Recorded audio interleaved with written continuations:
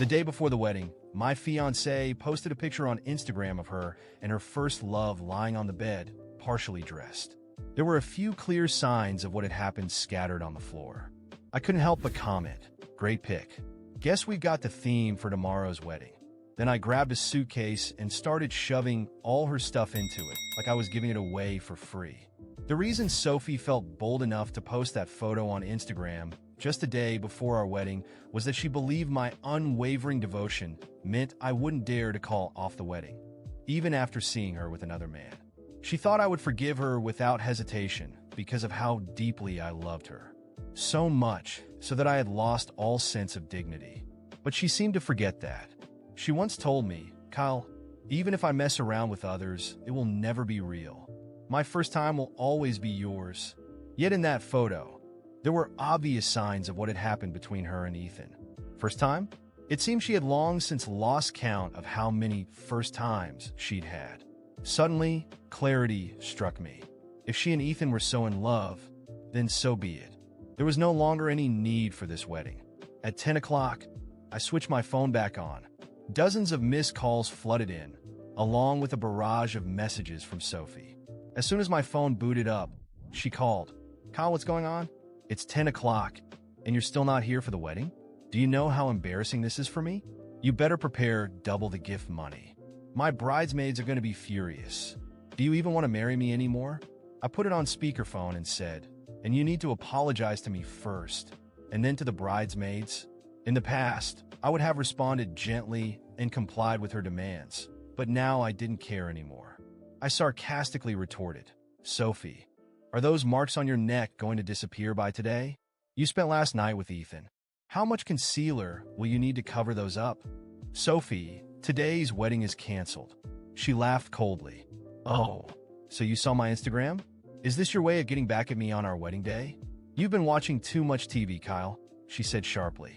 "If my parents weren't forcing me to marry you, do you think I would? The one I love is Ethan. You may have my body, but never my heart. Don't think you can use last night against me. I'm giving you one last chance. Get here by 11 or forget about this wedding." With that, she hung up. I could imagine her fuming with her bridesmaids about how to deal with me when I arrived. Just then, my phone buzzed with a new message. It was a picture of Sophie sleeping in Ethan's arms.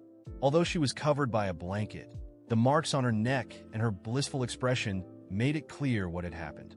Ethan texted, "She's marrying you today." But last night was truly her wedding night.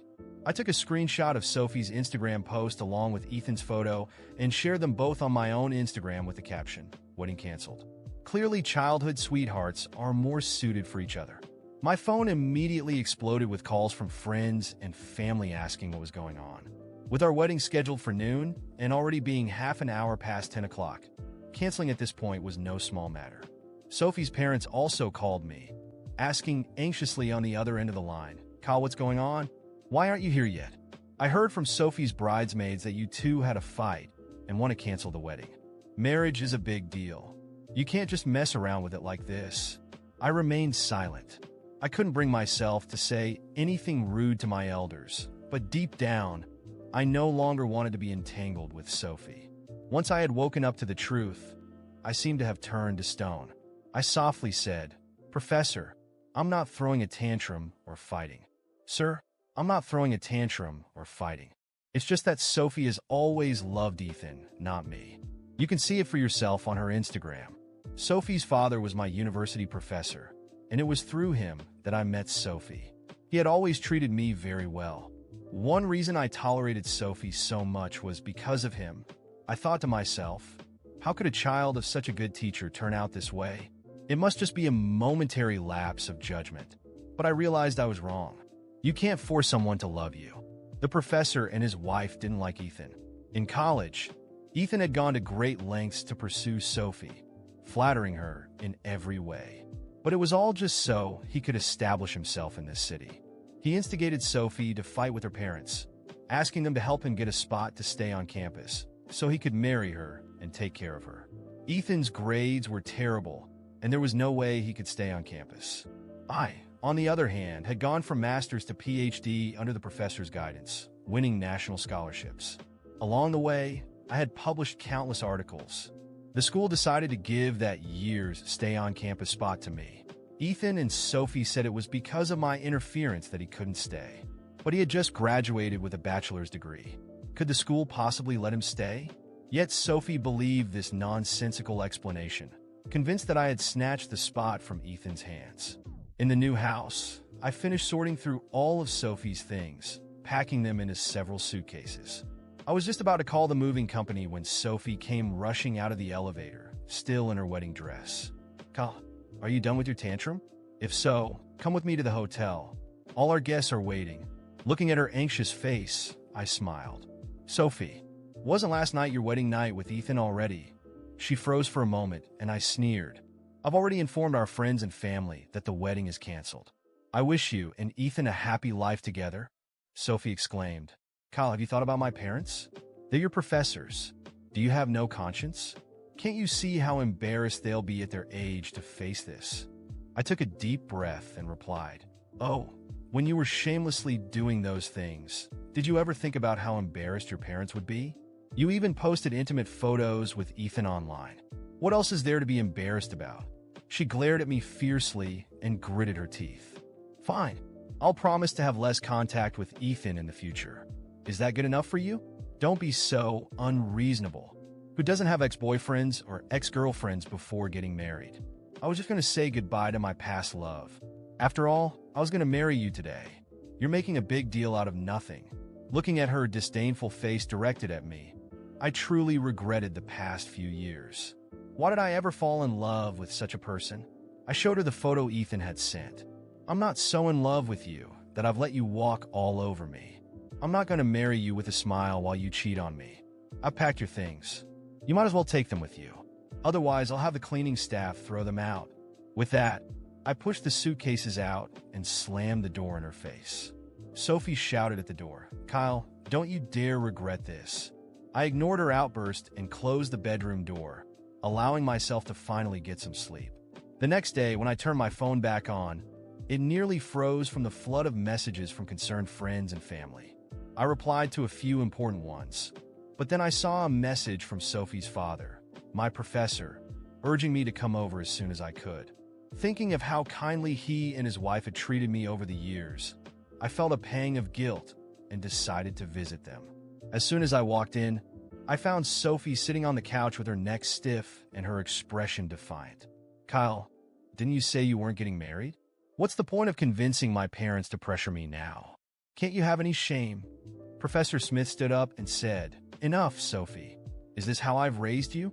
You're disappointing me greatly." Sophie shot back, "I'm my own person with my own thoughts. I'm not a puppet that you can control. Just because you want me to like someone doesn't mean I will. I've only ever loved Ethan," she continued. "Kyle is the one who doesn't want to marry me now, not me." Calling off the wedding. Why blame me? Isn't Kyle the good son-in-law you wanted? Tears filled her mother's eyes as she said, "Sophie, look at what you've done. How can you expect Kyle to handle this? How could you and Ethan do such things?" Sophie gritted her teeth and glared at me.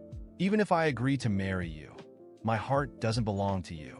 My body and soul have always been Ethan's."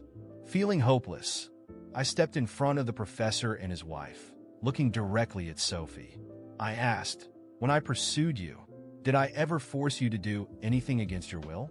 Did I pressure you when I proposed? This relationship has always been based on your consent. Why now claim that it's me or your parents who are pressuring you? I thought I was a good boyfriend all these years, but I never expected you would view our relationship this way." The professor's hands trembled with anger.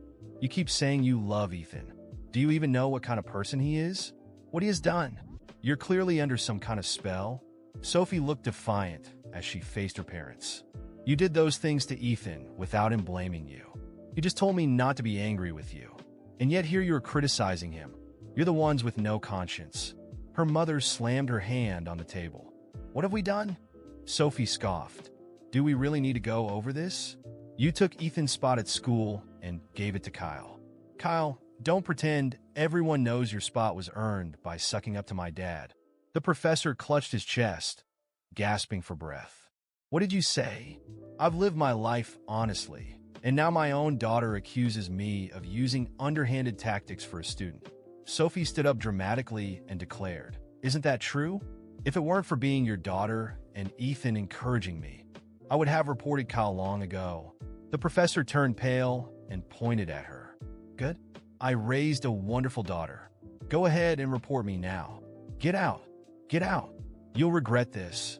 Sophie shot back as she stormed out. "Just watch. I'll make sure Ethan gets what he deserves." With that, she slammed the door behind her. As the sound of the door echoed through the room, the professor collapsed. "Professor!" After the professor collapsed, the room descended into chaos. I stood there, frozen, as Sophie's mother rushed to help him, trying to get him to breathe normally again. The anger I felt was mingled with guilt. But before I could say anything, Sophie turned towards me, her face full of fury. "This is your fault," she screamed, pointing at me like I was the sole cause of all the destruction. I wanted to argue back, to tell her she was the one who caused all of this by cheating, lying, and manipulating, but I kept my mouth shut. There was nothing more to say, at least not at that moment. I walked out of the house, leaving the weight of my decision hanging heavily in the air. That was the final end between Sophie and me, or so I thought. In the days that followed, I moved into a small apartment. The wedding was officially off, but the drama didn't end there. Sophie, clearly furious that I had taken control of the situation and exposed her affair, began a campaign on social media to defame me. She constantly posted about how I had manipulated her, controlled her, and even stolen Ethan's future by taking the campus spot that he supposedly deserved. With every post she made, my anger grew. She twisted the truth in such a cruel way, and I received messages of support from some friends, but also from strangers attacking me, believing her version of events. Sophie didn't just destroy what we had. She was trying to destroy my reputation, my career, and my name. Worst of all, she was using her parents, who were devastated, to garner sympathy, claiming I was the reason for her father's health crisis. Without me realizing it, Sophie started to involve lawyers. I was called into a meeting at work to discuss concerns about my personal behavior. It turned out Sophie had sent a letter to the university where I worked and studied, alleging that I had plagiarized parts of my academic work and earned the scholarship unfairly through favoritism from her father. Of course, the university had to investigate, and I was suspended during the process. Losing my academic position was a devastating blow, but I wasn't about to let Sophie destroy everything I had built. I gathered evidence, emails, papers, correspondences that showed my academic trajectory had been earned fairly. But the damage was done. The accusations spread, and parts of the academic community began to look at me with suspicion. As I fought to clear my name, things only got worse. Sophie, not satisfied with tarnishing me on social media and in my workplace, began reaching out to my family. My parents, who initially supported me, started receiving calls and visits from Sophie. With her perfect acting, she convinced my mother that I had emotionally traumatized her, claiming I had pressured her into marriage by manipulating her through her father. My mother, who had always believed in the sanctity of marriage, started doubting me. Sophie had turned my family against me, and suddenly, I found myself completely alone. Then she struck in the most cruel way possible. Sophie showed up at my apartment one rainy morning, claiming she was pregnant.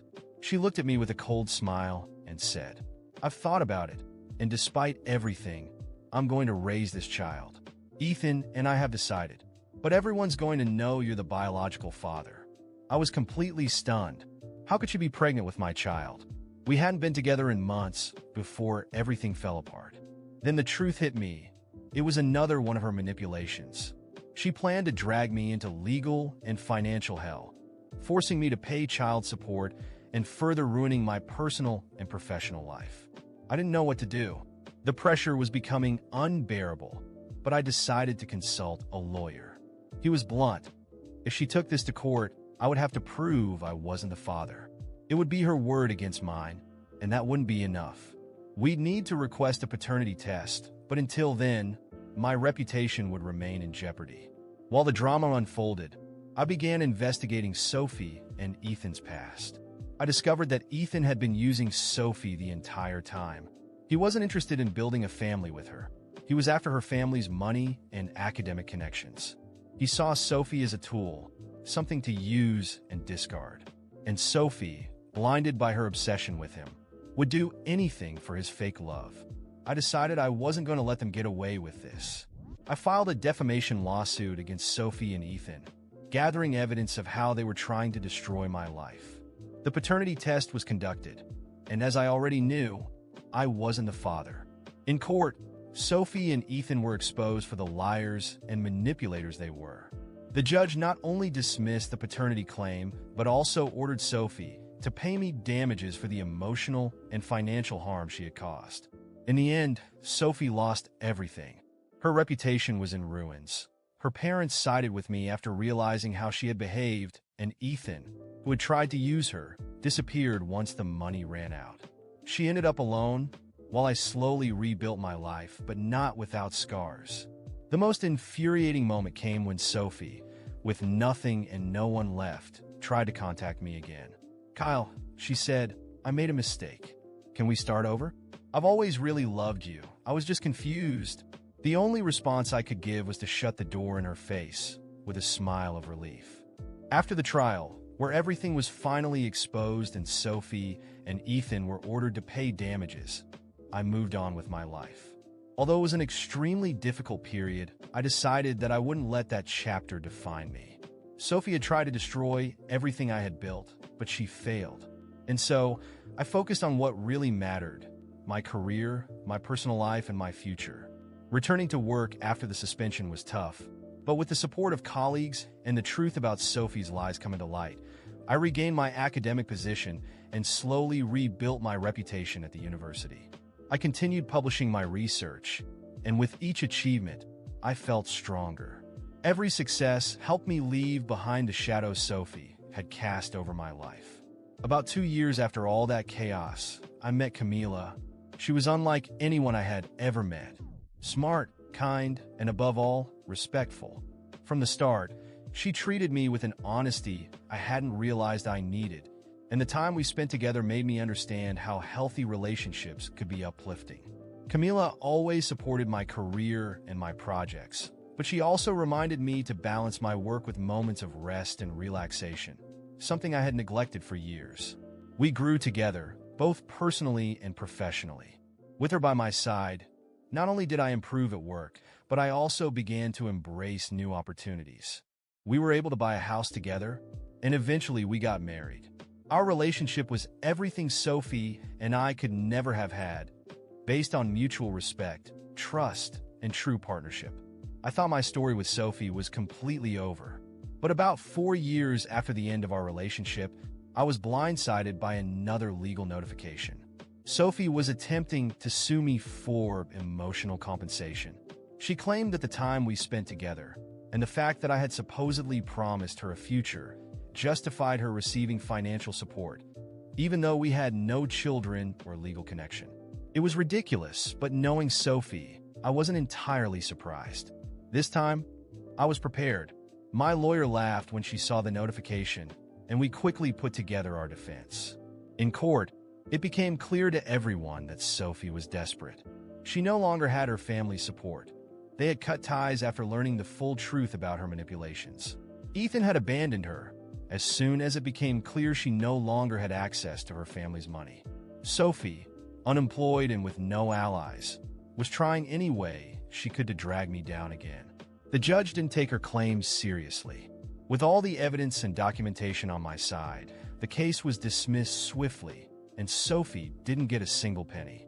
That was the last time I heard from her. Later, I learned through mutual acquaintances that Sophie was living a completely different life from the one she had once dreamed of. With no support from her parents, she was living in a friend's apartment and barely scraping by with odd jobs. Her family, once influential and close-knit, had distanced themselves completely after the shame she brought on them. It was sad in a way, but at the same time, I knew these were the consequences of her own actions. Life had caught up with her. Meanwhile, my life was heading in the opposite direction. With Camila by my side, my career flourished even more. I became a respected name in my academic field, and my papers gained international recognition. My work opened doors for consulting and speaking engagements around the world. The support of a partner who respected me, believed in my worth, and helped me grow made all the difference. With Camila, I learned that a healthy relationship is about much more than romantic love. It's about respect, mutual support, and constant growth. One evening, while we were having dinner, Camila looked into my eyes and said, "I'm so proud of the man you are and everything we've built together. I'm sure the best is yet to come." Her words touched me deeply because they summed up exactly how I felt. We had come so far together, and I knew that with her, the sky was the limit. Looking back now, I realized that everything that happened, as painful as it was, brought me to where I am today. Sophie was a dark chapter in my life, but finding someone like Camila showed me that being with someone who respects you can take you so far. Today, I live the life I've always wanted, free from the ghosts of the past, surrounded by love and prosperity.